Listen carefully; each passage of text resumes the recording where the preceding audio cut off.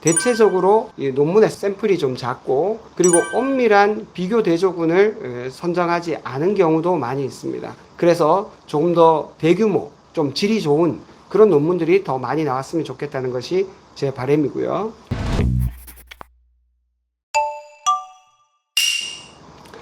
자, 앞으로 그 왼발로 우리가 걷게 되면 지금 말씀드린 이런 다양한 좋은 효과가 있는데 어떤 문제들이 또 있는지 한번 알아보도록 하겠습니다.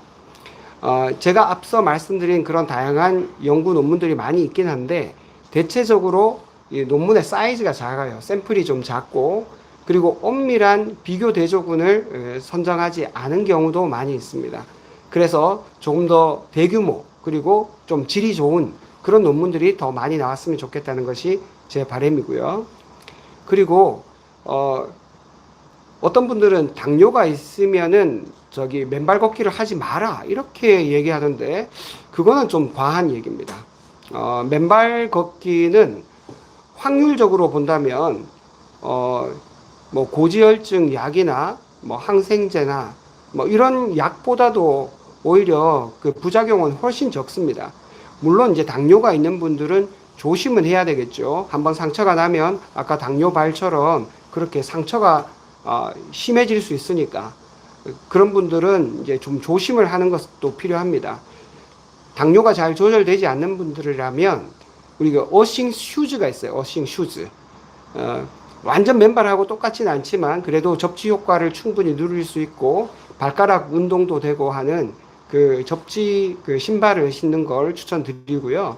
그리고 당뇨가 잘 조절되시는 분이라면 우리가 운동하고 맨발로 걷고 난 다음에 발을 씻으면서 자기 발을 꼼꼼하게 체크하는 정도만 하더라도 큰 무리 없이 맨발 산책을 즐기실 수가 있습니다. 물론 그것도 불안하다. 뭐 파상풍 주사라도 맞으시는 것이 좋긴 하겠죠. 면역이 떨어지시는 분들이라든지 당뇨가 있으신 이런 분들은 그런 나름대로의 방법으로 맨발로 걷는 이 축복을 누릴 수 있는 어떤 좋은 대안을 마련하는 것이 좋지. 아유 당뇨 있으니까 나는 걸으면 안 돼. 이렇게 생각하면 너무너무 큰 축복을 하나 포기하는 것과 마찬가지입니다. 자, 제일 첫 번째는 황토길 생각보다 안전합니다. 다만 황토가 너무 미끄럽고 물기가 많으면 미끄러질 수 있기 때문에 그거는 좀 유의하셔야 되고 발에는 굉장히 안전합니다. 그래서 처음에는 몸의 균형을 못 잡을 정도로 몸이 쇠약하신 분이라든지 연로하신 분들은 누가 좀 도와주시면 좋을 것 같고요.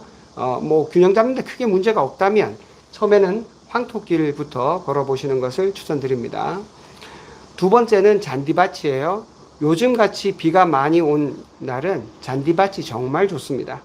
물론 가을철에 뭐 쯔쯔가무시 같은 그런 그 해충들 때문에 생기는 질환이 걱정이 되신다면 가을에는 조금 주의하시는 것도 필요합니다만 봄, 여름 같은 경우는 얼마든지 괜찮을 거라고 봅니다. 그리고 그런 해충들은 대체로 한 자리에 오래 앉아 있거나 누워 있거나 이러면 잘 물려요. 이렇게 계속 걸으면 잘 그렇게 물리지 않습니다. 그 다음에 흙길, 우리가 일반적으로 걷는 흙길, 흙길도 이제 흙 종류에 따라서 굉장히 부드러운 마사토 같은 것도 있고 조금 까슬까슬한 우리 학교 운동장에 있는 모래가 많이 포함된 그런 거친 흙길도 있겠지만 그런 흙길 중에서 이제 자기에게 잘 맞는 처음 같으면 부드러운 길이 더 좋겠죠. 차츰차츰 흙길을 조금 더 거친 흙길을 걸어보셔도 좋을 거라고 생각합니다. 그 다음에 여기 시냇물 있죠. 시냇물. 자, 이 시냇물도 굉장히 좋은 접지 코스입니다. 특히 요즘처럼 비가 많이 온 때는 산에 가면 오랜만에 냇물이 콸콸콸콸 흐르는 거 볼 수 있어요. 1년에 몇 번 안 되는 귀한 기회니까 요즘 같은 때 산에서 한번 시냇물에 발을 담궈 보시는 것도 좋습니다. 그 다음에 이제 낙엽이나 숲길 이런 데는 돌도 막 있고 막 뒤섞여 있죠.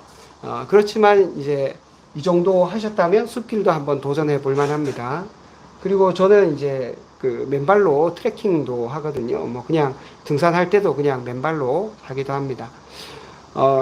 저는 아주 추운 날씨에는 아직 하지 않는데 이번에 맨발 걷기 국민운동본부에 보니까 한겨울에도 이렇게 맨발로 하시는 분들이 생각보다 많으시더라고요. 그래서 저는 아직까지는 경험이 없지만 올겨울에는 한번 도전해 볼까 생각하고 있습니다. 그리고 맨발 걷기 국민운동본부에서 만난 분들이 발이 거의 막 여기 황토 색깔처럼 아주 새카만 분들이 많았어요.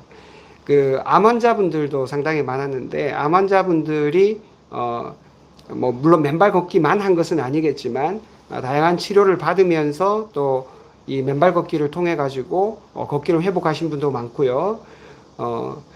이 맨발 걷기를 하면서 그런 암 치료를 잘 견뎌냈다 하는 분들도 많이 볼 수 있었습니다.